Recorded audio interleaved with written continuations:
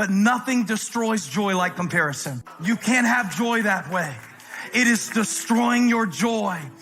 You're praying for more joy, and yet you are destroying the joy God has given you, the joy of your salvation, the joy of your calling, the joy of your assignment. Joy can only really come to my life when I am focused on what God is doing in this moment. And I cannot focus on what God is doing in this moment in my life if I'm consumed with what he's doing in somebody else's, or if I'm still in regret and bitterness about what happened 3 years ago, or 3 months ago, or even 3 minutes ago. I found out that you can miss joy because you're looking all around. You can miss joy because you're looking behind you. But here's the thing. You can also miss joy because you're trying to look too far ahead. You cannot choose joy. You can only choose your priorities. And your priorities control your joy. You can't choose joy any more than you can just, you think you can choose joy. It's like trying to choose the weather. What you can choose is your priority, and your priorities will ultimately control your joy. He didn't say in your plans is fullness of joy. And you can't even really affect the future from anywhere but the present.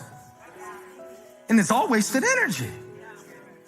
And so this is my year of presence. I'm trying to figure out what it means to find fullness of joy in God's presence. And in order to find fullness of joy in his presence, I have to bring my presence to my real life. I've looked at everything else that this world offers me to enjoy. And yes, I can enjoy things that aren't necessarily spiritual, but I do not need them to survive. And I will not attach my joy to a temporal pleasure anymore, because I tried that. I can't invest my joy in what people I don't know do. And you know where it comes from, you know how it comes out. When you know where it comes from, you know how it comes out. Where it comes from determines when it runs out. The Lord said a lot of us are settling for partial joy. Partial joy. And we equate joy with the absence of sadness. Joy is not the absence of sadness. If it was, Jesus couldn't have had it on the cross. He said, I want my joy to be in you, but you've got to own it. Because to just say, well, Jesus is my joy, it doesn't really get to the heart of why we could know Jesus and still not know joy. Because it's a decision.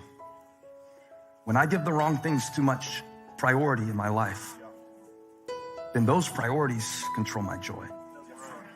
If my priority is recognition, then recognition controls my joy. When people recognize me, I will feel happy about it. If my priority is recognition. If my priority is convenience, then when something is inconvenient, the inconvenience will steal my joy. But it really didn't steal my joy, did it? Because I let it drive. And whatever is driving the car gets to DJ. So the Lord told me in preparing this message that we've got some backseat DJs that have been controlling our joy, our feelings, our finances, our bank accounts, our status, our standing, our situations. And today, God wants you to tell some of the things in your life that have been controlling your joy from the back seat. You are not my God. You are not my vine. You are not my source, and you don't hold my joy. Joy is something deeper than how I feel about it. Joy is something deeper than what I post about. Joy is something deeper than the way it feels right now. I am setting joy before me.